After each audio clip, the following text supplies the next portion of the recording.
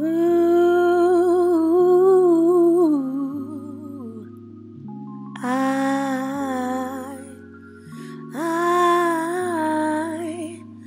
I can't use this for commercial use. Nope, I can't.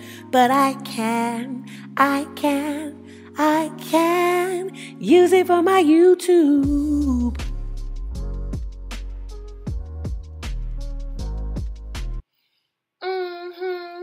Hey, and welcome to Coolin with AaronaTheVirgo. I am comedian Aarona Lopez, aka AaronaTheVirgo, also a Zumba instructor extraordinaire. Y'all don't care about that, but I'm gonna tell y'all anyway, because I gotta promote my classes. TSU, Monday, Tuesday, Wednesday. All right?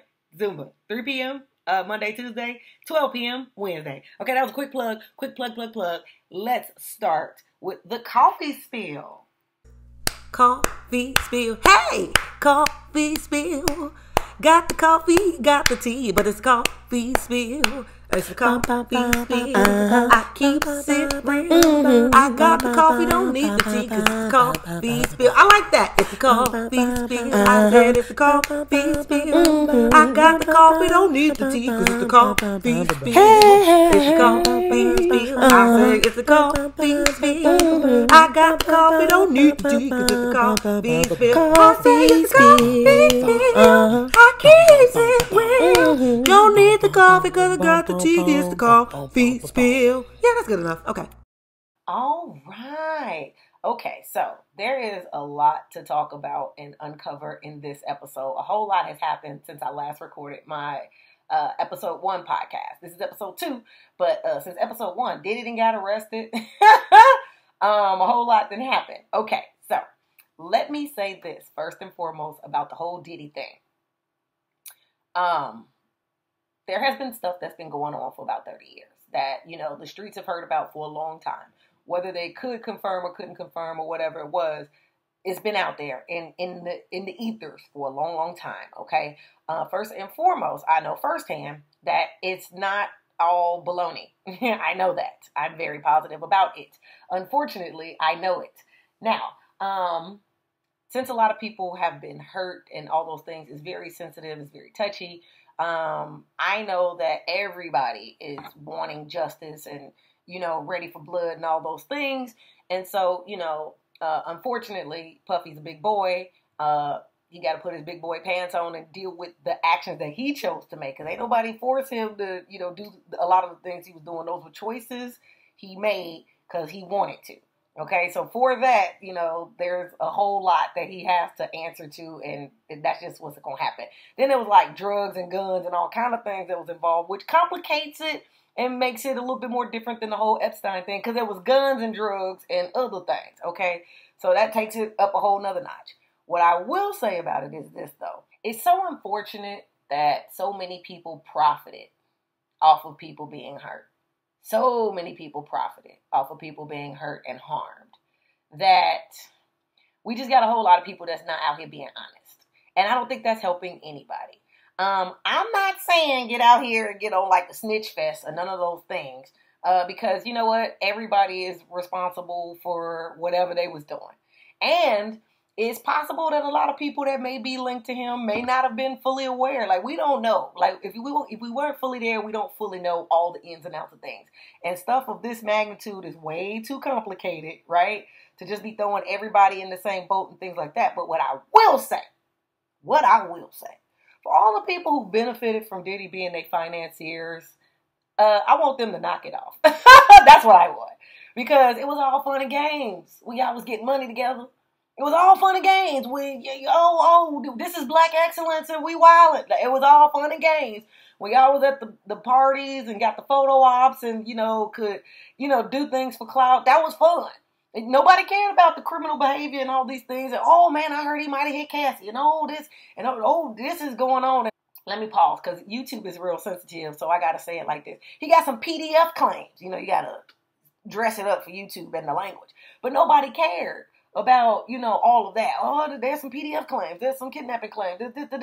Nobody cared. They didn't give a damn about that. Let's just be very, very clear about that. It was all fun and games when the money was flowing. And so I just want them to keep that same energy. Because what is not cute is, oh, he's despicable, he's a criminal, well, who are you? You was with him. Y'all was rolling. It was black excellence, right? Right? So, you know, this is so serious, though. It's way deeper than that, and there's so many levels to it. I am not going to unpack all of those levels in today's episode, but because the news is so salient, okay, because it's everywhere and it's on everybody's lips, and you can't go nowhere, especially if you're black. You can't go nowhere without nobody asking your opinions. What you think about that Diddy stuff? What you think about that Diddy stuff? Like, everybody want to know about it. You know what I mean? So it's out there. It's going on. It's unfolding in front of all of our eyes. And, you know, he branded himself as a bad boy for 30 years plus. And now we about to see exactly how bad he really, really is. Yo, God bless him, yo. Because what I really see when I think about a Diddy is a troubled man. Like, that man is really troubled. And unfortunately, the lifestyle that he lived afforded him just way too much luxury and ability to hide what was troubling him and to hide what made him a troubled person. But yeah, that's it. That's all, man. It's up to God at this point. I don't really know him. I'm not trying to kick him while he down. I'm not finna make a whole bunch of Diddy jokes. If anything, I'm gonna joke about them damn parties because people was having fun at them parties. They enjoyed them parties. Life was good at them parties. They felt like they were somebody at them parties. We're gonna talk about the parties. But like, just like totally, you know what I mean? Like, just picking on them and kicking them while you're down nah. I'm not gonna do that. I still stand by the stuff I said in my video back in 2020, back at the last election cycle. That's interesting. Back when we was, you know, electing Biden and Kamala into office. More on that later. But I still stand by everything I said in my previous podcast when I was talking about Jaguar Wright. Because even Jaguar Wright, this is my thing about Jaguar Wright. No, I don't blame her for wanting to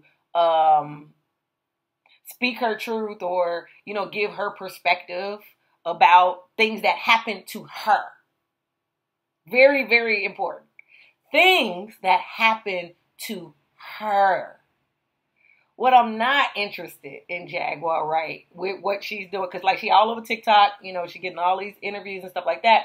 And kudos if it's entertaining to people, you know, y'all grown. Y'all can watch whatever y'all want to watch and be entertained by it. That's fine.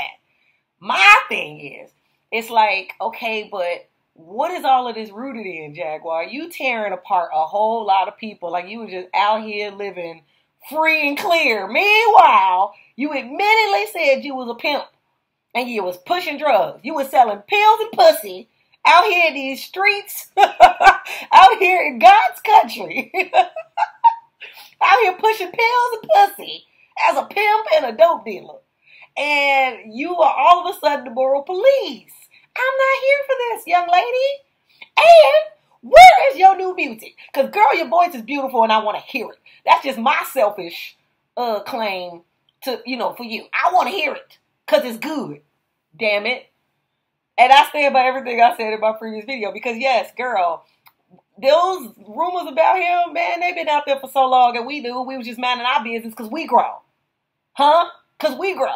But, like I previously said, and I'm going to put a link in the description box. I'm going to put a link in the video right here and links in the description box below to that video if y'all want to go back and watch it. Because I said it. I was like, look, ain't nobody above reproach. I don't care who they are. They ain't Jesus Christ. Okay? Ain't nobody above reproach. So if he really wronged you and did some foulness, then yeah, absolutely. Yes, girl. Talk about it. Feel the way you need to feel because he wronged you. And that was wrong. For sure. What I'm not here for is the pocket watching and all this other stuff. Because I'm like, hey, man, for real, you know, and it's coming out in the receipts. It's coming out in these lawsuits, okay? Yeah, he had some bags, but some of it was ill-gotten means. It wasn't all from record sales, okay? It was from prostitution, and he was pushing pills and pussy too, apparently. So you niggas was in the same game. Y'all just wasn't on the same team, okay? So that's why, you know, I'm just saying. Judge ye not. Just, you know, if it's despicable, call that out. Call that out because it's despicable. But, you know, at the same time, just, hey, pray for him. We gonna keep praying for you. Everybody keep praying for me. Like, you know what I'm saying? We really need to, like, before we get people to the point where they turn into a villainous puppy, like, put some love in them before that happens. Spread a little bit more love, okay? That's all I'm gonna end it with that. Spread a little bit more love, like, you know. But the real love, not the not the love persona, that, because we don't know what that love was. That was weird love. We don't want that weird love. We want, like, holy, genuine, good, fun, clean love. That's what we want. God loves you. He's watching over you. And he loves me. He's watching over me. And I pray that he watches over us all. Okay? And we not going to be out here purposely hurting, misleading, defrauding, scamming, kidnapping, beating each other. That's it. That's all. That's how I feel about that. As for the tea with Nicki and Nicki going at Jay-Z and stuff like that, I saw some stuff about that online. That situation too. If he wronged her, she's entitled to say, "Oh, he wronged me," and I don't appreciate it. And if that's what happened, then that's what happened. It don't involve us. So, I mean, you know, whatever happens in the aftermath of what went on between them is gonna be played out in front of us. That's gonna be to them. Once again, but that's another good example too. Well, why don't are you worried about what's going on with your boy Diddy and all that? That was on, like, Twitter or whatever she said. It's like, but didn't he manage you? At some point, Diddy managed you. At some point, he was your stylist. Like, you was a part of his camp. You didn't go to Diddy camp like Usher and them, but you was on that plantation. You was in that ecosystem. So once again, when it was beneficial, everybody was on that train. Now, that don't make you a pill popper. You know, that don't mean you was, you know, pushing pussy and pills and, you know, kidnapping people and all that other stuff that he was involved in. That don't mean you was doing all the drugs and all, you know, those things could totally be unrelated, right? But this whole, like, but I don't know. That's how, like, that whole culture is, in a sense. It's the whole, yo, I got to sacrifice everybody just so I could keep mine and get mine. Like, that's how a lot of people in that ecosystem operate. So I can't really say that I'm shocked. It's just, the whole thing is a mess. And yeah, pray for everybody involved. All the victims, everybody. Pray for everybody involved. Pray for his mama. I heard she in the hospital. Pray for everybody. Moving along. Okay. I went to Tucker Carlson Live last week, and it was very refreshing.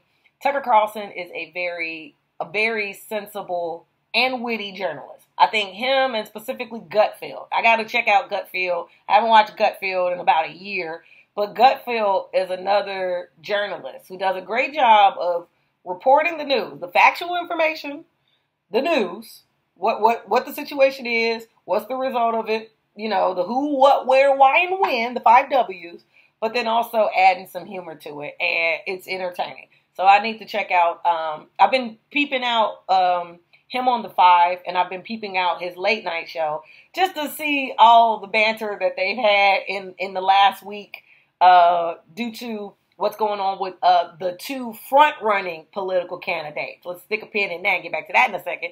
But it's really entertaining, and I enjoyed it. If you haven't seen it, make sure you check it out. Because if any of this that I'm doing, if any of this foolishness resonates with you, you really gonna enjoy that. Okay, so check those out. Let's get to the presidential candidates. Okay, so if you didn't know, because I was, you know, keeping up. I kept my ear to the street a little bit with, you know, what's going on in this election cycle. But I can even admit I didn't even know that there was 5 presidential candidates. I knew about 3. And then the 3 that I knew about, right, was RFK. I knew about, you know, clearly Donald Trump and clearly Kamala Harris. I knew about those 3. And then RFK Jr., I said RFK. RFK Jr. for, you know, because some of y'all may not know, or, you know what I mean? Y'all may not even realize that, you know, RFK Jr.'s father was JFK's brother, and both of them was assassinated in the 60s. Okay, so they know they're not living. And if you didn't know, that's that quick history link. Okay. For my nerds out there, y'all already knew that, so we just gonna keep moving. Now, that's what my community is for. Really, it's for nerds. It's for nerds, people that, you know, get curious, get on endless rabbit holes of Wikipedia and history and documentaries and stuff like that, and just try to find out and learn, well, who did what and why and da-da-da-da-da. Y'all are my people. Those are my people, the nerds. Okay, keeping it moving. So RFK Jr. was running for president. Then he suspended his presidential race to go and back Donald Trump, to support Donald Trump, to put his resources together, his money together, his political legacy together, because, you know, they were lifelong Democrats, the Kennedy family and things like that, and he was running Democratic, then he was independent, you know, so they were together. But then his vice president nominee, the person he was campaigning with, his running mate, was Nicole Shanahan. Now, I didn't know nothing at all about Nicole Shanahan. But after attending Tucker Carlson Live, I learned that, first of all, she was married to one of the co-owners of Google. Like, you know, there was Sergey Brin, who was her ex-husband, and then the other guy. And at the moment, I don't even know. I could look it up right now, but it's not important to the story, so who cares? Okay, there's two owners of Google. If you want to know, go to Google. Okay, amen. Now, but she was married to Sergey. Okay, Sergey Brin, and they got divorced. Now, she's a lawyer in her own right, so she got her own bag. And she is from Silicon Valley, and she's a Cali native. She's born and raised in Oakland, just like Kamala. But they were running on a separate ticket because they don't agree with the policies of Kamala, right? And they weren't Trump supporters at first. They were running on their own separate ticket, their own separate mission, because what they care about is having a healthier America. And her specific reasoning and area of focus, if you will, of why she wanted to make political change, because I done got myself into this position and I have the bag to do it. And that's really what wins these elections. People that get together, put their resources together, campaign, and you feel me? And build money, right? So they could get in office and make these changes. And she was like, I always wanted to be a mother, and being a lifelong Democrat, which she was up until like this year, being a lifelong Democrat, what she was noticing is more money, funding, resources, etc. is being spent on the termination of pregnancies. The termination of pregnancies, instead of helping people who do want to keep their babies have support. There's less funding and less programs and opportunities for people who want to be moms and get a little help than people who don't want to be moms. They're like, F that kid. You know what I mean? There's more money being given to them. But not only that, she also noticed in her research, and all of this is researchable online. Y'all don't even have to take my word for it. It's all researchable. But she also noticed, I just attended the talk and I heard it from her mouth, and I'm just sharing with the people who weren't there what she said. Now, she was saying, but what she also noticed is there's a lot of funding going into stem cell research and things like that, because transhumanism is a thing. And in today's agenda, like what now, people in the medical field and in, Silicon Valleys and some of those communities, they're trying to create babies or things without wombs, without women. And they're spending actual money on that research. And money is being spent more on that than regular biological women that just want to do the old-fashioned thing, get with somebody that's perfectly tolerable, using language from Pride and Prejudice. Shout out to the nerds if you like that movie. I love it. Somebody that's perfectly tolerable and have a family. And and that's just like antithetical to the circle of life. Like, we all got here because life was preserved. We all got here because somebody did the old-fashioned thing, got with somebody perfectly tolerable, and for a rhyme, reason, purpose, ta-da, you was born and you here, right? Well, even animals, dogs, cats, rabbits, everybody, they get together, they reproduce to mate. They get together and reproduce so that there can be more of them. And there is no rabbit scientist, go in his little cubbyhole cartoon with his white jacket trying to figure out how to replicate more rabbits without the use of the old-fashioned way. But we as humans spend our brain power And there are certain Americans spending their tax dollars, okay, on that type of research. And the thing is this your first time hearing about this? Is it? Why ain't anybody talking about this on the news? Because this is where your tax dollars are going if you pay taxes. Why ain't nobody speaking about this? Did you know that? Wow. And so you got these people campaigning in front of you, and everybody has a platform that, they're running on, and everybody has, something that they're doing, but ain't nobody talking about that. Here's the problem, though. With Donald Trump and his campaign and his previous presidency, he's done so much to turn people off by his own doing. I'm going to just keep it 1,000. By his own doing. It didn't involve by him. He's managed to turn so many people off that even when he is speaking the truth and when he may bring up some of these things, because I don't know, I haven't seen, but he might have.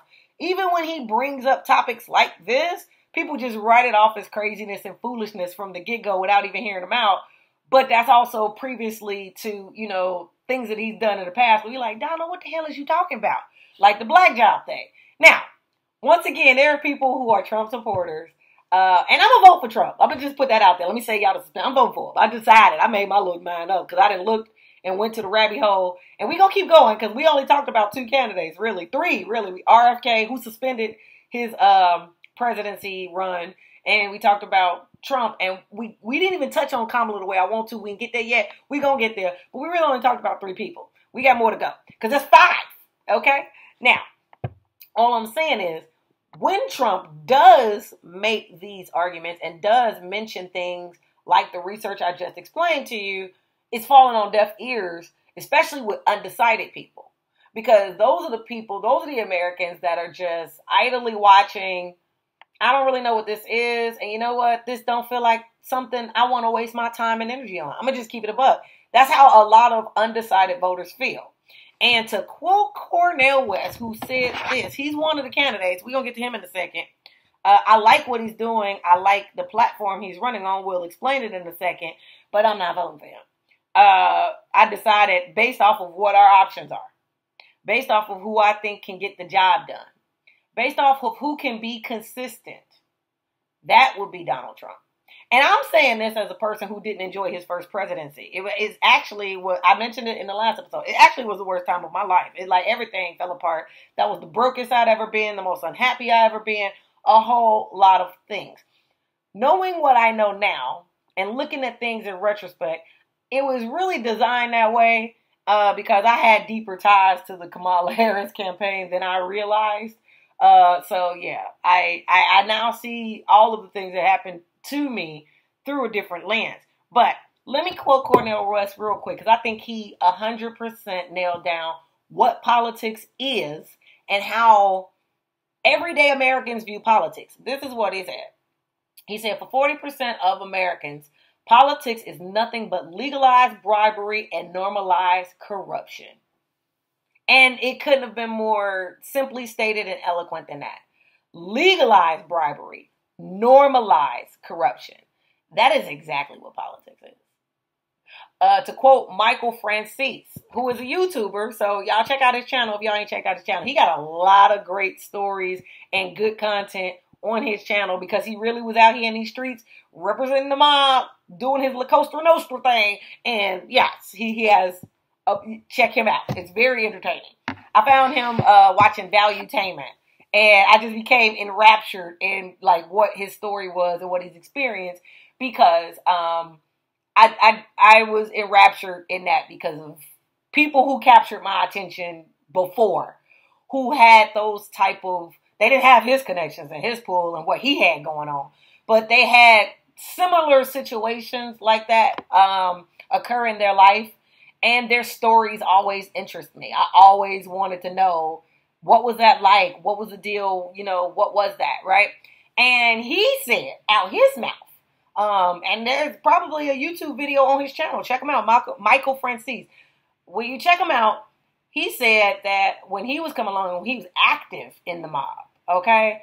They all voted for Democrats. And they're people that were their guys, their paid politicians, they were Democrats. because they were the easiest party to corrupt. The Republicans weren't so easy to be corrupted. They weren't as easy to be manipulated. And he's like, from his experience, being in that life and being on the wrong side of the law, the Democrats were always the easiest. You show them the right amount, the right bag, the right anything. You give them the right proposition. They're not going to refuse. They're going to do what you say. They're the easiest to be controlled. And he's like, that's the reason why he's not a Democrat now. Because he's at a different place in his life. He's redeemed himself. And he's only focused on his God, his family, his grandchildren. And that party doesn't really represent any of that. Me, as a 20-year Democrat, I reached a place in my life in 2016 where I achieved all my superficial dreams and garnered superficial success. I did. I was very pleased with it. However, I hit a turning point in that year where, at that time I was a divorced woman. I'd been on television 6 times. I'd lived out in LA since 2008 at that time. And, I navigated my way around and found myself to a place that I'm like, this is cool. I like this.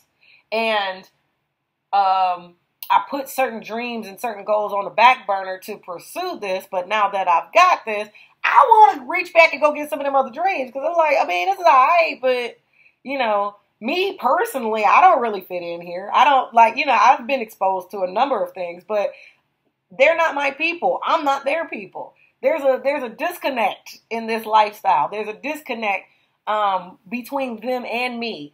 And I realized that then. And the realization of that created a snowball effect of other things. But, here we are in 2024, and I'm still that person. I'm a person where I'm like, yeah, there's certain things that I like. There's certain things that I'm good at. And there's a lot of things that I enjoy. But it doesn't feel connected and it doesn't feel equally yoked, right? With the people I was surrounded by and with a lot of things that are popular within that line of work and within that culture. Okay? With that being said, let's keep going. So there was RFK Jr. He suspended it, and now he and Nicole Shanahan are backing Trump, right? So there's Trump, there's Kamala, then there's Jill Stein. Then there's Cornel West, and then there's another guy, I keep forgetting his name, but a 39-year-old Caucasian man named Chase Oliver. All of those people are going to be on the presidential ballot. Chase Oliver is a libertarian, and his running mate is Mike Termott. And I haven't heard anything about either of those gentlemen, but they will be on your presidential ballot come this November. Cornel West, which I didn't know he was running for president at all. I didn't hear anything about that. In the previous 6 months to a year, I didn't hear a peep about it. It was only when I started going down a rabbit hole, right, within the last 4 days of me being like, okay, so what's really going on with this election? Because, I haven't missed the presidential election since the year 2000. I always vote. I always, and when I was in LA, I was a much more active Democrat because I voted on local and presidential elections. You know what I mean? I was voting for, city stuff, statewide stuff. I voted for Kamala 3 times because I voted for Kamala, the first go round when she wanted to be attorney general. Then I voted for her to be a U.S. senator. And then I was a part of voting for her to become the vice president. Vice president. Child, I do not want to vote for her to become president. And the even way I became aware of Kamala was due to my ex, who was a lawyer, who he still is. I don't see why. I don't know anything about his whereabouts, what he got going on. And to my knowledge, he ain't been disbarred, so he's still a lawyer. But, my ex, who I went to college with, et cetera, et cetera. And he was a lawyer based out of San Francisco. I think he was in Marin County and he was, doing other things. But he was the one that turned me on to Kamala back in 2012. And, he was doing a whole lot of stuff with, the Democratic candidates and politicians in that area. And he was making visits to the White House when Obama was there. So, what he was doing at the White House, what he had going on, I don't know, child. I don't know. We didn't have those type of conversations. And, 2012, I later ended up meeting the guy who ended up being my ex-husband. And so, our conversations slowly fizzled out before the end of the year. But throughout that year, and specifically when he decided to get back in contact with me after I had an incident with being harassed by the police, it was crazy. It was interesting because I hadn't spoken to him since 2006 when I became a comedian. And he was going to Greece to live his life and do something. And I was becoming a comedian, And, the way that suddenly I started hearing from him after that event where, I'm snatched from my car. They snatched my purse. They snatched my phone. And it was all over an expired registration on my license plate. They did all of that. They really went above and beyond. And even in that situation, I didn't overreact. I did all the things that they asked me to do, gave them my license, my registration, all of those things. And when they started yelling at me, I was like, why are they doing this? This is extra. Like, I was in the car. I was by myself. I had just celebrated my birthday. I had on, like, some heels and a sheer top and stuff. Because we was hanging out. I just came back from the Bahamas. I'm like, why are they talking to me like this? I was, like, totally lost. And I was sitting there like, I should probably record this. They saw me going for that record button, honey. They went and got crazy. I was like, uh-oh. And, honey, I was in cuffs. They tried to mace me. I put my head down where even if they let it go, it wasn't going to hit nothing. And then they illegally searched my car. And all of this went down. And it took me to tell them, hey, I have a meeting at HBO tomorrow. For them to, like, freeze up, go in their little huddle, and then all of a sudden come back to me with a soft voice. And, explain to me what this was and what they were doing. They decided to confiscate my car, which doesn't seem like that was, it didn't seem sensible. It seemed overboard for what they were doing. And I was like, hey, I'm going to work tomorrow, though. Let me at least get my belongings from the trunk. Like, y'all could just set it aside on the road or something if y'all gonna take my car. I don't know what taking my car was supposed to do, because if I have an expired registration thing, don't I need the car to be motivated to pay it and do all this? I don't know what they were doing, but that's what they did. That's what they chose to do. This is water behind the bridge because it's 2012. I ended up getting the car back the next day. I did that. I went to the city tow and went and got my stuff and all these things. But it was so interesting how all of a sudden it changed when I let them know I had to be at HBO the next day. So that was also an experience that I had about the difference in power and pull that being in entertainment can have. So there's that. There's a whole video on my YouTube channel, and I'll put it in the description box or put it right here, where I explain that entire incident. And magically out of nowhere, I suddenly started hearing from that lawyer ex right after that experience. It initially started off as concern and all these things, and I felt, appreciated and loved in the interim of that, in the beginning of that. But the way this whole stuff unfolded with other things that happened and things that have been just interjected into my narrative that never existed, it's like, gee, well, who would have the power to do that? And why would they do that? And who would be motivated? He never really got over the way we broke up. He felt like that was, it was, effed up or whatever. And so, he was one of those people that, would check on me from time to time just to see how life was going. And that's never good. He wasn't the only person who did that, but he definitely was one of those people. Once again, like this Diddy stuff, this wasn't something that took one or two people. It took a community of people to be involved and connected with each other. And even down to what's even happened locally here in Houston in the last 60 days. This is also Harris County. FYI, for people who didn't know that, because they don't know Houston, Texas like that. It's giving strange. And it's giving, y'all thought I forgot. No, I remember exactly what y'all did. So, okay. This is why y'all got these copycat crimes and stuff going on. Listen, y'all. If word get out, but maybe they stole it and that's why he in jail, Puffy really might be going through what he going through, all because Kamala on tape somewhere at the Diddy party. I ain't gonna even lie to you. Child, please. All the time she was all up and through Miami, her and AOC, all up and through Miami and homestay in Florida before Biden got in office. Girl, Biden. It's bigger than Diddy, bro. Because you know who else they was doing investigation on during that whole time period? It was the mayor and the politicians in New York City. All the mayor people that he brought on here in New York City are all resigning. They all resigning. People ain't gonna tie this together, but if you look at it, you have to say, because of Mayor Adams and his relationship with Diddy, it brought on the Southern District of New York. Did the Federal Bureau of Investigation in Miami do it? No, they didn't. Did California do it? No, they did not. The Southern District of New York, they took it upon themselves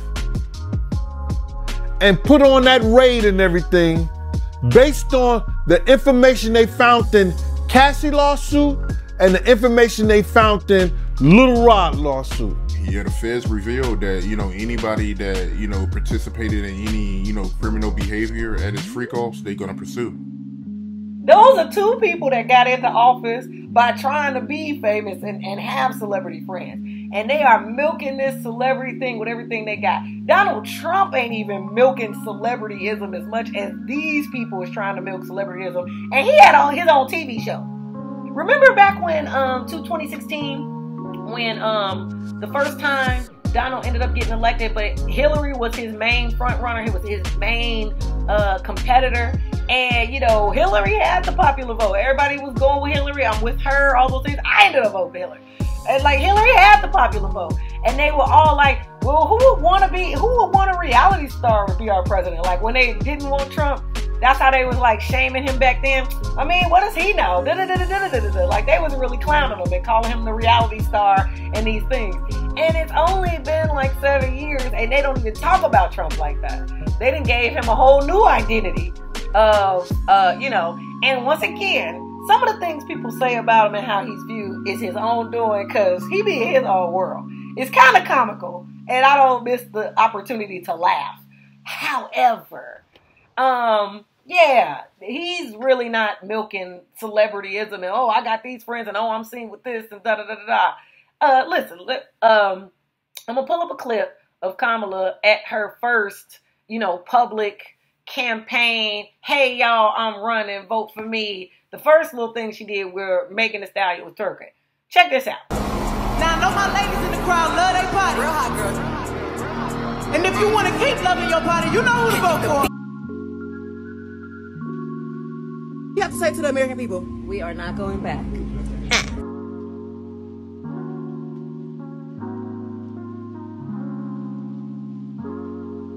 Donald Trump, on the other hand, has been talking a big game about securing our border, but he does not walk the walk.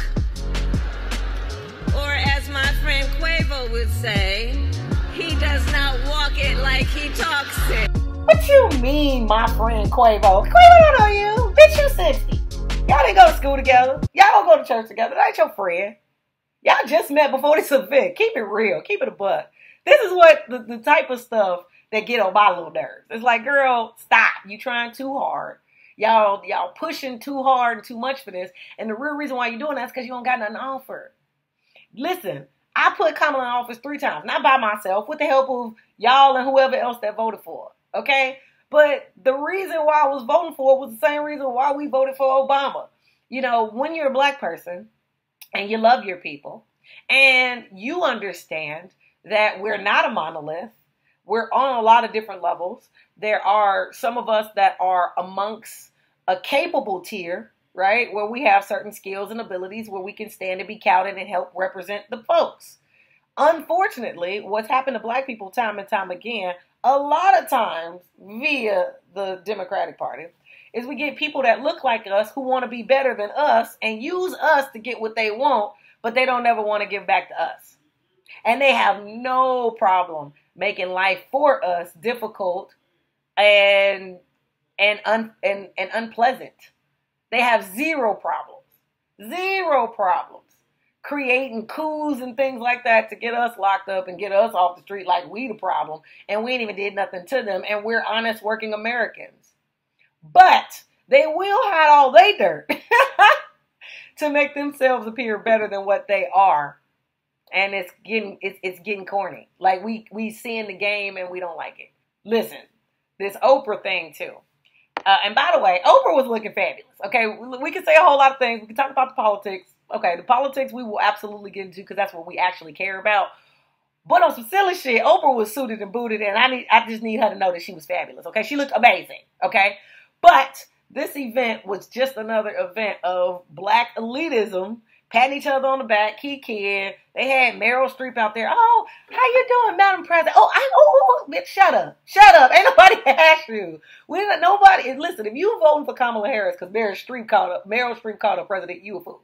Okay, but something about that rubbed me the wrong way because I'm sitting there looking like, oh, so y'all just gonna buy the election? Is that what this is? Is this a commercial for y'all like flexing on how y'all really run this country and all y'all got to do is just buy this damn election, forget our votes, forget what really happened? Is that what this is? Is that what y'all trying to show us? What is this? Because girl, what is this? Right? I felt a little special kind of way. Furthermore, I'm probably one of few people who was watching it and just so happened to be managed by somebody who was a family friend of Chris Rock and was told to my face that I'll end up in a box if I didn't, behave a certain way and, let people run all over me and, spread lies and talk crazy. And, he happens to be a supporter of Kamala Harris. I'm like, oh, okay. All right. I get it. Okay. So this is how it works. Y'all just buy elections and it doesn't really matter. Oh, I'm really not voting for you now. Right. And then I didn't watch the whole thing because I knew better. I was seeing what it was and I'm like, I don't like the way this feels. I don't like the way this looks. And they're not talking about nothing. But I tried to give it a try. I tried to give it a chance for like 10 minutes. Okay. And I watched. And she didn't answer one question that they asked her. And my biggest thing, I peeped it and I said it in the last episode of the podcast. I peeped it and I said it. I was like, the problem with her is she's not consistent. If Kamala could be consistent, then maybe more people would have faith in her. And I was speaking solely for the people who was on the fence about her. People like myself. Because, hey, I gave her the benefit of the doubt in 2020 because I didn't like what happened when Trump was in office. I didn't like what happened to my life. And I'm starting to see that probably all wasn't based off of Trump being in office. Some of it was due to the Democratic people that I knew and stuff like that, because they like to frame things and frame people. I mean, this is the same party that shot JFK's face off. Like, seriously, and they really tried to do the same thing to Biden this year. Like, they did this whole, sneakeroo, switcheroo. Where the hell is he? They had the flag going half, raised at half staff one day. We was like, what's going on? Then all of a sudden, Biden appeared. We was like, okay, so what are they doing? And then all of a sudden, the nomination is going to her. He going to step down. And it's like, what is this? This is weird. And all of a sudden, Jill Biden is running cabinet meetings when that's the vice president's job. If a sitting president is incapacitated for any reason, at any time, it's always the vice president that's supposed to step in. That's their job. So you telling me Kamala ain't even showing up to her job, to do her job. And she's campaigning to get 4 more years of her not doing her job. And somebody else just going to step in and do her job for her. Because Jill Biden, who's supposed to be the first lady, she's supposed to be just sitting at home making pies, talking to the country, telling them to stay off drugs like, Nancy Reagan did. Or, telling them to stay in shape and get your ass in the gym like Michelle Obama did. She ain't supposed to be running no damn meetings. What the hell? Who we didn't vote for her? Why is she running meetings? That's un-American. That's not even policy. So y'all doing all this political mishandling and just trying to hide that with a twerking session and an Oprah visit. Because Oprah had a sharp-ass suit on. Oprah looked good. I'm just put that out. I give credit where credit was due. Oprah, she did that. She was up there fly as hell like, and I'm here. Kamala, you were saying. And as she gave Kamala the floor, Kamala wasn't saying a damn thing. And it got so stale, Oprah was staring at her like, bitch, be serious. No, but seriously, you're embarrassing me. All these people I invited, bitch, you better be serious. And Kamala never got serious. They asked her about the border. They asked her about home ownership. She went into all these little diatribes. And the second she tried to put it on Trump, the dude who answered the question, he looked at his boy and he was like, girl, you in office now. You're the one handling this now. I'm asking you what you about to do for the future. You bringing up a nigga that ain't been in office 4 years. Like, you that obsessed with him? What the hell is wrong with you? And I'm going to put this little tidbit in here because a lot of people didn't catch this, but I caught this. I saw this with my cat eye. And in that moment, I was like, oh, I see what's going on here. They had a failed attempt of trying to recreate a JFK type-ish situation. It was a failed attempt. And so now, they got to backtrack because they wasn't expecting all this, having to campaign and tell people facts and, speak up. And what I didn't like from what I saw at the debate the last time, she can't handle regular questions, but she really can't handle follow-up questions. Because what I saw from the debate, which I said on the podcast last time, I was like, I see what she's doing. I see what she said. I get it. This sounds good. But can she be consistent with this? How is she going to implement all these things? And I mentioned the things she said. $25,000 for home ownership, for new homeowners. There was tax credits and stuff like that she mentioned to motivate people from not buying up all the houses, jacking up all the housing prices and stuff like that. Sounds good. That's fine. Because she was accused of not having a plan. And then she pulled out, well, this is the plan. It's like, okay, sounds like a good plan. How you going to do this, girl? And you can't even follow up with her like, okay, girl, but how you going to implement this out? Without her going into a diatribe about, well, I was raised middle class. Bitch, you 60. We don't want to hear that. You had 40 years of not being middle class. You had 40 years of privilege and good income. Okay? We don't want to hear that. What did you do with your last 40 years? You wasted your life? Is that what you're trying to tell us? Like, what did you do? You was a whole DA. You was an attorney general. You were a U.S. senator. What did you do?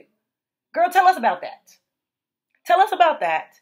And tell us about how this is going to give us something to look forward to. Because she kept going, we not going back. We want to look to the future. Girl, the back is you. You in the back. We didn't even vote for you. Little girl, what you talking about? We didn't put you there. You snuck in through the back door. And somebody's dick. And it's getting apparent. And we're getting tired of it. I got to put this clip in there because I want y'all to peep this, though. Peep this. So everybody in America, left, right, middle, has concerns about immigration. Yeah. And I'm told that Justin, where are you in the audience? Justin. Hello. In our audience. Hello, Madam Vice President. You live in Michigan. Yes, ma'am. Don't you love saying hello, Madam Vice President? I do. What's your question? It's an immigration question. My question for you is, when you become president, what would be your specific steps? Yeah, of course. What would be your specific steps to strengthening the border? So it's a wonderful and important question. My background was as a prosecutor, and I was also the elected attorney general for 2 terms of a border state. So this is not a theoretical issue for me. This is something I've actually worked on. Okay. I have prosecuted transnational criminal organizations for the trafficking of guns, drugs, and human beings. I take very seriously the importance of having a secure border and ensuring the safety of the American people. Sadly, where we are now can be traced most recently back to the fact that when the United States Congress, members of the Congress, including some of the most conservative Republicans, came up with a border security bill. And here's what that border security bill would have done. It would have put 1,500 more border agents, and tragic issue in terms of its effect. The bill would have allowed us to have more resources to prosecute transnational criminal organizations. And it would have been part of the solution. And Donald Trump called up those folks and said, don't put that bill on the floor for a vote. He blocked the bill, and you know why? Because he'd prefer to run on a problem instead of fixing a problem. And he has put his personal political security before border security. Because understand. She said she said she can't do better at the border because Trump is more concerned about his own personal security than the security of the country. Pause. Why are you focused and obsessed on Trump's personal security when you were asked about a question on the border, which you are in charge of? What the hell does that have to do with the tea in China? Girl, what? Why are you obsessed with his personal security? Who cares? He's supposed to have personal security. Obama got personal security. You can't be president and just be walking around here willy-nilly like you wasn't running the country of the free world. They all get personal security. You got somebody. What is you talking about? Unless something you planned didn't go quite as planned and you still mad. And you so mad and so focused on it and we don't know, or we have no real proof that y'all did something. We don't really know nothing. But you so mad and you so focused on it, this is what the hell come out your mouth in front of Oprah. Girl, Oprah was so tired of that. Oprah wanted to know who was hungry. Oprah was ready for some Popeyes. She was thinking about the barbecue the Hun Stedman had at the house, and she passed it up to waste a Friday night with you. Bitch, be gone. That's what she should have told her. She didn't say that because she had constituents and people to please. So there you go. Shout out to the Houston Astros for defeating the San Diego Padres. I don't know what that really was about with Altuve taking his shoe out. He really put his foot in the game, okay? That was a saying, but he actually put his foot in the game, okay? What happened was he was at bat. It was the top of the ninth inning, and he hit the ball. It was 2 outs. He hit the ball, and he conceived it to be a foul ball because it bounced off his leg. But the ball was considered a fair ball, was considered in play. Because he thought it was a foul ball, he didn't run. And so, you know, that ended up being an out. But he went to plead his case to the umpire. He's like, but first of all, fam, it hit me and it went out. I'm going to show you right where I got a mark right here. Let me show you. Took his shoe off, took his sock off. He's like, you're out the game. Nobody asked you. We don't want to see all that. Get out. So they kicked him out the game. He got ejected.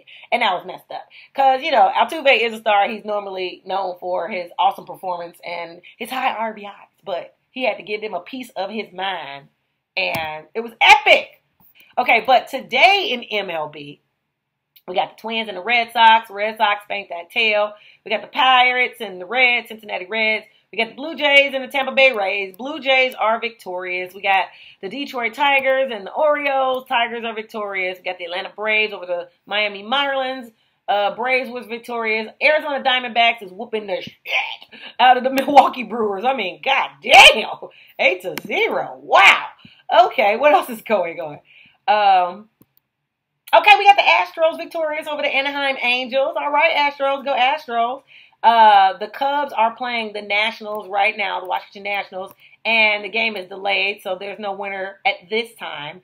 The Padres are playing the White Sox later on today, and the game has not yet started. We got the Phillies going against the Mets. We got the LA Dodgers against the Denver Rockies, and what is the Yankees doing? That's not proper English, but y'all get it. What is the Yankees doing? It looks like they are off today. Looking. Yep. Yankees, they won against the Oakland Athletics yesterday, but today they off. Okay, but what's happening in the NFL? New York Giants, Cleveland Browns. Darn it. Y'all didn't listen to my pep talk last week? Cleveland Browns just got their ass whooped by the New York Giants. 21-7 in favor of the Giants. Philadelphia Eagles bested the Saints. The Saints got 3-0. They lost. The Texans lost to the Minnesota Vikings. Of all teams. Did they play Purple Rain at their victory is the real question. We got the Denver Broncos against the Tampa Bay Buccaneers. Broncos were victorious 20-7. The Green Bay Packers 27-14. Against the Tennessee Titans. And then the Bears versus the Colts. The Colts whooped our ass again. Colts whooped our ass in the 2002 Super Bowl. And they whooped the Bears again today. 7-3. Victorious. Speaking of NFL, Caleb Williams and C.J. Stroud had a little showdown. All because C.J. Stroud from the Texans was trying to give him advice. Because the Texans whooped the dog shit out of the Bears last week. And, Caleb Williams, he felt away. He was still mad that he lost. But C.J. Stroud was trying to be encouraging because they both knew Jax right? And CJ Stroud kind of has a rookie of the year, approval. And he was like, hey, man, just stop taking so many hits. Stop taking so many hits. You a great player. You're going to be great in the league. And Caleb was like, man, get that bullshit out of my face. And they had a showdown. And it ended up being on talk radio. And I had to see what was really going down. But get off CJ Stroud. He was trying to be positive. But that positivity didn't help them win against the Minnesota Vikings today. Because they lost. They got no points. And you know what? This one is still in play, though. They're in the third quarter right now. Mm-hmm. It's still in session. They're in the third quarter right now. But they losing. Minnesota Vikings already got 21 points. We'll follow up at this, but at the time right now, at this moment, at the time of this recording, they're losing. And that makes me sad. I want them to win. Go Texans. Go Texans. All right. Let's talk about soccer real quick, because the Dynamo won against Austin yesterday, and the Dash won against Seattle yesterday. Go Dash, go Dynamo, go Dash, go Dynamo. Like I said, okay, I just got back into watching soccer, okay? So I can only tell y'all about my local teams, child. I don't know what everybody else is doing. I don't know what Chicago doing. I don't know what LA is doing. We beat LA, though. When LA came here in Houston, we beat them. So, I don't really know what everybody else is doing. But this is Aarona Sports Fantasy League, so I'm telling y'all about the sports I like. Now, let's get on to safe spaces. And lastly, this is the segment. We didn't get to this segment last time, but we're going to get to this segment today, safe spaces, because I am incorporating my blog into the podcast. So if you don't know, now you know. My blog, Aarona Create Safe Spaces, is on my website, www.AaronaTheVirgo.com. That's AaronaTheVirgo.com/blog. Okay? And today's blog post is episode 18. It's a choice to be done. Because, see, this Coolin with AaronaTheVirgo. Okay, and Coolin AaronaTheVirgo, I'm going to give y'all news, I'm going to give y'all politics, I'm going to give y'all sports, and soul healing. That's what we're doing over here. This is for the artists, this is for the nerds. That's my community, that's what this is about. Amen. So this blog is to everyone, but especially artists. Here's your weekly witty inspiration to stay sane in this crazy world. We done talked about a whole lot of things in this podcast, but step one, don't vote for Kamala Harris. All right, if you live in the United States of America, her economic policy will have you broker than a joke. Educate yourselves. Don't take my word for it. Educate yourselves and really read these policies. It's going to have you broke. And when you look up at her smiling and laughing and dancing, you're like, bitch, what's funny? Bitch, what? Furthermore, give me my tax money back. Okay, so anyway. Let me see. She wants to overtax existing homeowners and business owners to finance her proposed economic plan. In my first episode of her podcast, I spoke how many Americans are on the fence about presidential candidates. The propaganda in this election cycle is so thick and irrelevant to the actual things we care about that I pointed out the two front-running candidates, Kamala Harris and Donald Trump, what they need to do to actually win America's voting trust. So I went on a deep dive for the past week to get information about what both frontrunners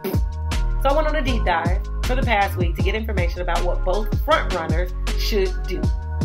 Okay? First, let me point out that this is the first election in 30 years that lacked one candidate having 60% or higher of the popular vote or election margin. Their approval rating is not above 60%. This is the first election cycle in like 30 years. Every political candidate from Bush, H.W. Bush, the first Bush in 1989 to Barack Obama has had a 60% approval rate at some point. That's first of all, okay? Now, Barack Obama's approval rate fluctuated, but by the time his presidency ended, his overall approval rating was 69%. He averaged about 47.9% between both of his terms, because he had two terms. He was blessed with two terms. Some people just get one. He got two. Okay, amen. So when they factored first term and second term all the way together, he walked out at 47.9%. But after him, no presidential candidate or presiding president has obtained 60% of the I was about to say the company again, because America's ran like a company, of the country's trust and approval. The highest rating former President Trump got was an approval rating of 49%. That was also the highest rating that Biden got. However, since October 2020, it has dropped to 41%. And I saw the Gallup polls this morning. Actually, as of July 2024, it's at 36%. And see, I'm going to rewrite this in my blog, because I wrote that before I went to look at the Gallup polls one more time to make some posts for Twitter to promote my blog. And according to the Gallup polls in July 2024, it's down to 36%. That's the lowest it's ever been in history. And I posted all of the previous presidents from Harry S. Truman all the way down to Trump. Biden has the lowest approval rating in history. Ain't nobody been at 36%. Nobody. Not even Nixon. Nixon did better than Obama. Well, Nixon only got one term though. Obama had two. So Obama beat him in the first term because Obama, his first one had 69%. We approved, and that's why we reelected, because we approved. But when Obama left, he left at 47.9%. And when Nixon left, even after all that tricky stuff he did, he left at 55%, which is still higher than Biden. So, that's trash. Moving forward, with the advances of technology and endless news cycles, we've seen the greatest voting shift since Nixon, Ford, and Carter eras. I said that. I threw that in there because I knew. This means that 60% of Americans don't like and don't want to support the people who are being presented to them as the leaders of their country. This was interesting to me. So I decided to take an unbiased look at what we as Americans are presented with and what's actually going on with these candidates. Because why is this happening? Why does 60% of us not really like or trust them? What's going on? And I have to admit, due to habit and programming, I voted Democratic for 20 years. But I became a Republican in 2020, and when I realized the party I was a part of no longer matched my actual values and goals for life, even a former mobster who also converted to Republican said he used to only vote for Democrats because they were the easiest to bribe and corrupt. I mentioned that earlier. That's my girlfriend. When you inform yourself about their goals for this country, the plans that they have for this country versus the real plans they execute for this country, you suddenly awaken to the meteor slumber that you've been put under. In 2 previous blogs, I spoke on the art of paying attention and never being too old to learn something new in my Learn to Call Judgment blog. Taking accountability for my previous voting patterns, I admit that I was amongst the fold of undecided voters in this election cycle. I had the worst years of my life during Donald Trump's first term. It was so traumatic, and I experienced so much loss and violation that I voted for Biden and Harris back in 2020 to give them a shot to see what they would do with the country. And this is what they did with the country. The lowest, lower than Trump. They did worse than Trump. So I don't want to hear nothing about what nobody is saying about Trump when you can't even do what he did. You worse than him. You did worse than him. So shut up. Focus on what you finna do. I don't want to hear about him no more. Because if you didn't even do what he did. Get off his nuts. We didn't even talk about Cornel West a whole lot like I said we was going to talk about it. But bottom line, here's the cliff notes. The reason why I'm not voting for him is because it's just more, he's a lifelong Democrat, but even he sees the BS that Kamala and Biden were planning. He was like, no, I'm falling back. I'm a regular black man that has a real connection to this country, a real love for this country, and real deep-rooted history in this country. I'm not out here trying to cosplay and, be ethnically ambiguous and try to fool people and do all this whole other stuff. I'm a real black man that care about this country and love this country. However, I like the methods and I like the realness that he's approaching to his candidacy. And he's saying that, this needs to be more love. We need to make sure that we tend to poverty, because poverty is the number one thing that is really separating people more than race. And that's 100% factual. That's why I like Cornel West. It is true. He even pointed out how Sweden is just as capitalistic as America, but they have no crime and they have no poverty. So if they could figure it out, what the hell are we over here doing? What we over here doing is race bait. He didn't say that, but that's what I'm saying. I'm filling in the blank because he asked the question. He posed it on television, and ain't nobody have an answer. I got an answer. Cornel was race baiting. That's what we're busy doing. Sweden, they all look alike. Even if they got people of other races there, they blending in and they don't care Because they ain't focused on race. They're not using that as a mechanism to separate people. So they can just focus on getting to the money and taking care of their families. Which is what we're trying to do, or what we should be doing. But we got leaders that are sitting up here doing dumb stuff. So that's why we got what we got. But,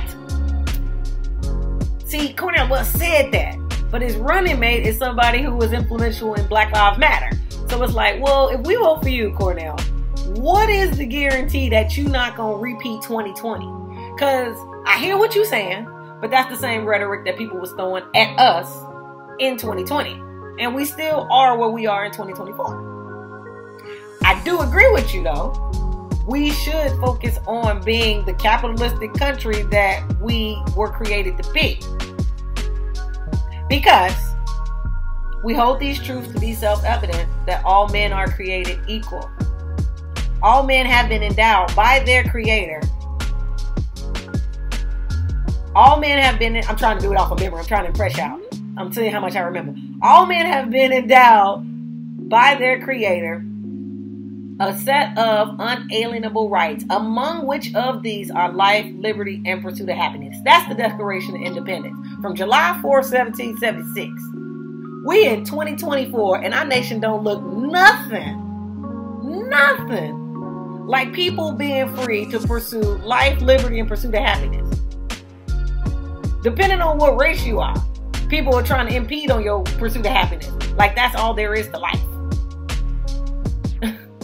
Meanwhile, people that aren't race baiting and aren't focused on that, they can pursue life, liberty, and pursuit of happiness, but their pursuit of happiness is being impeded on people trying to raise taxes, people trying to use financial abuse against them. Specifically, namely the elderly. You know, you didn't spend your life savings buying a house, but they trying to overtax you to where you can't be on your property, and you didn't live here all your life. You're 90 years old. Your life is flashing in front of your eyes. You trying to die peacefully in this home that you didn't work for, built, and paid for, but they trying to snatch your land so they can build a mall. This is the type of stuff we got going on in our country. We hold these truths to be self-evident that all men are created equal. All men have been endowed by their creator a certain set of unalienable rights. Unalienable. But why are they constantly being alienated by the people that we put in office? Whose salaries we pay with the money of the tax? Do this math problem and try to figure this out. Do this math problem real quick. Okay. It's roughly 300 billion Americans, roughly, okay? Let's subtract 100 billion Americans and say that those are children, teenagers, people that's not above working age. People that's not earning an income, they don't work, whatever. Even include people that are too disabled to work or something's going on, but just don't include those people too. Because they're not earning, they're just, they're here. Okay, so subtract 100 million of those people. So now we got 200 billion people, and that's people with working income, right? What's $10 by 200 billion? Somebody tell me that. I'm sure it's in the trillions. I'm positive about that. It might be 20 trillion. I'm gonna just say y'all some time. It might be 20 trillion, but I'm saying this though. It could be 2 trillion, but it might be 20 trillion. I'm pretty sure. Either way, it's in the trillions. And that $10 goes a whole lot of way when you put 200 billion people behind it. So, a government that's taxing you an extra $1,000, $500, come on, fam. Just do the math. Like, you ain't even gotta, you see how I didn't really solve the problem, but I gave you an idea of breaking it down really, really simple? Because most people, let's be real, most people's taxes aren't $10. Not their income tax. Sales tax is like roughly $5, depending on where you're from and how much you're purchasing in a store or from Amazon. The sales tax on that gonna be about $5 to $10. That's sales tax. And they're getting sales tax. But income tax and property tax. So if just one $10 by 200 billion people is gonna be roughly $20 trillion. Take that $10, add another $10 for property, add another $10 for income. That's $30. Now we talking 60 trillion. You see what I'm saying? Shout out to the nerd, shout out to the artist. And I'm going to end this blog. In my 2 previous blogs, I spoke on the art of paying attention and never being too old to learn something new in my Learn to Call Judgment blog. Taking accountability for my previous voting patterns, I admit that I was amongst the vote of undecided voters in this election cycle. I had the worst years of my life during Trump's first term. It was so traumatic and I experienced so much loss and violation that I voted for the Harris-Biden back in 2020, just to get them a shot to see what they would do with the country. Although I had better luck getting employment and housing in the Biden-Harris term, their government spending is wrecking this country and economy, and it is. Their government spending is trash. Regular Americans are bleeding money and getting nothing or very little in return for being good Americans. Paying their bills, going to work, paying their taxes. And it really sucks. Victim mentality isn't how I roll, so I decided to inform myself with things I didn't know. And the first thing I learned is that there are 5 people running for presidential office and not 2. Even though the media is solely focused on 2 people trying to pit them against each other like this is some high school, you know what I'm saying? Like this high school popularity match. Like I can't stand it. It's stupid. Either way, earlier in this election cycle, Bobby Kennedy Jr. caught my attention, and I was very interested in learning what he intended to do for this country. One of the reasons many people became Democrats was due to his uncle, JFK, holding a record-breaking 70.1 approval rating that was not achieved by his previous predecessors. Only duplicated by his vice president, the then vice president turned replacement, Kamala style, okay? Side eye. Because that's what the Kamala Harris campaign appears to be duplicating, except for shooting the face off of Biden like they shot the face off the sitting president, JFK. They aimed for Trump so she would have no real competition. Lyndon B. Johnson was the guy who took over JFK's place, for all the young people that didn't know that, okay? Johnson is famously credited with changing the values of Black Americans to baby daddy, baby mama, government dependence. This epidemic was non-existent before he got in office. Before that, even if Black people, weren't married or whatever, they largely had families. I went down a rabbit hole of fact checking, and Biden is credited with creating more jobs than Trump. But there's also a scandal about Biden lying about the actual number of jobs created. So there's that. So both exist. The record that he did create about 16 million more jobs. However, there's a lot of controversy because they're saying he's lying about that. That isn't what. But they don't say which ones and all that stuff. It's just drama. It's drama. Okay, so Trump's record was consistent, and without sabotaging the life and resources a la COVID, he would have left office with the same consistency, which is true. COVID is really what took his score down. Which COVID happened worldwide. COVID didn't just happen in the United States. That happened, and that was their little trial and error to see how many inalienable rights that they could take away from us, how badly they could violate the Bill of Rights and get away with it. That's what they did. That was their test trial period for that. And during that period, prices fluctuating and supply chains being disrupted, etc., it took his score down. But his score would have been consistent had that not happened. Had he just, left office and not had he showed in fund a war with Ukraine. See, now there's like hater energy being directed to me, so I mess up what I'm saying. So let me slow down, okay? He showed in fund a war with Ukraine. Child, listen. Biden and Kamala entered office on the wave of Trump's accomplishments and then funded a war in Ukraine, and we didn't really need to bother with it. They started letting any and everybody in the country when our neighbors, Canada and Mexico, would never. They don't ever just let everybody in. They have their standards. You can't just drive in there and hope nobody see you. No, they're going to stop you at gunpoint and be like, hey, where your stuff at? What you doing?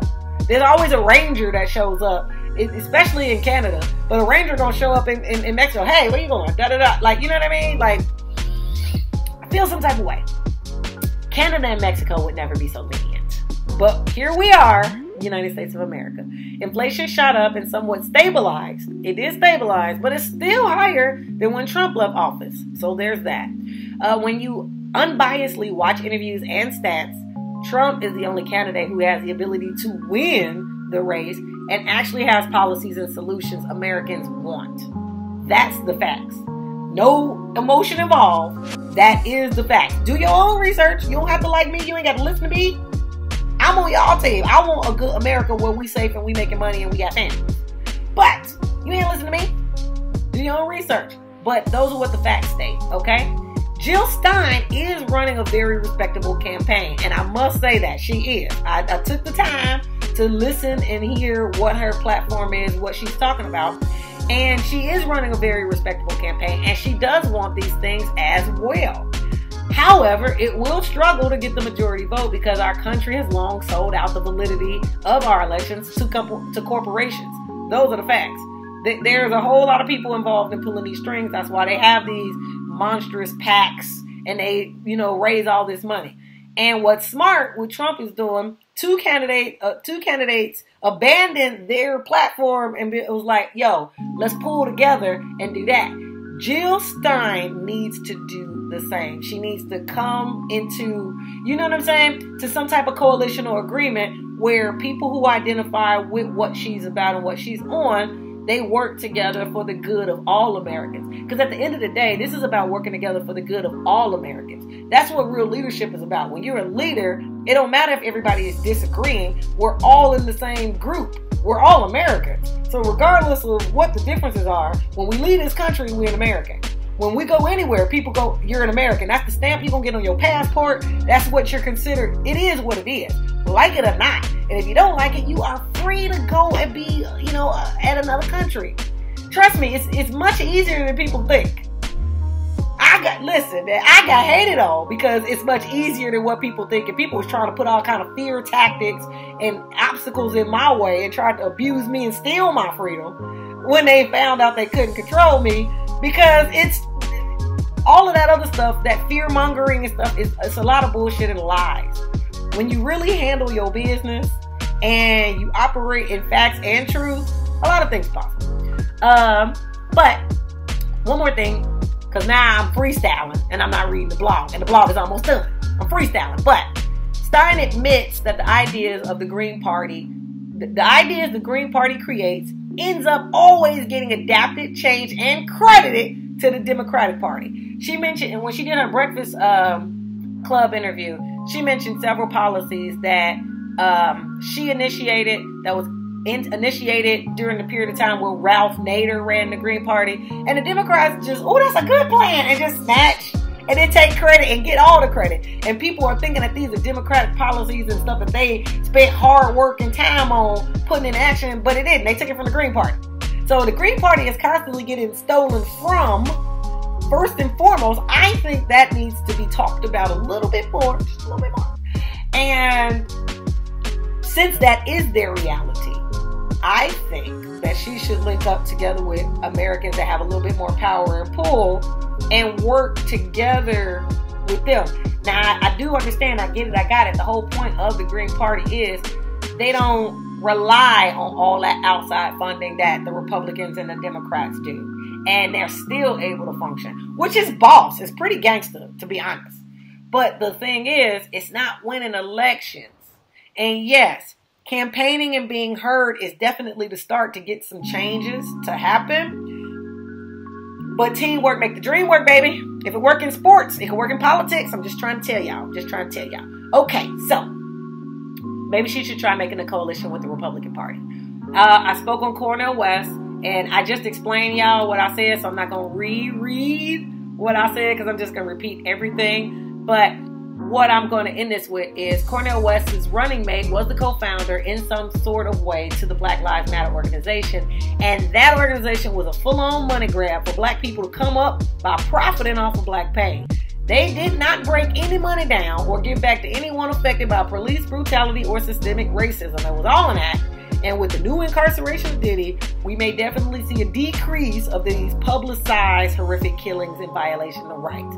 Because it was just a shock and scare tactic. Oh, this is going on. Give us money. And it's like, but what y'all doing with it? Don't worry, we're going to have a dance-a-thon. Shut up.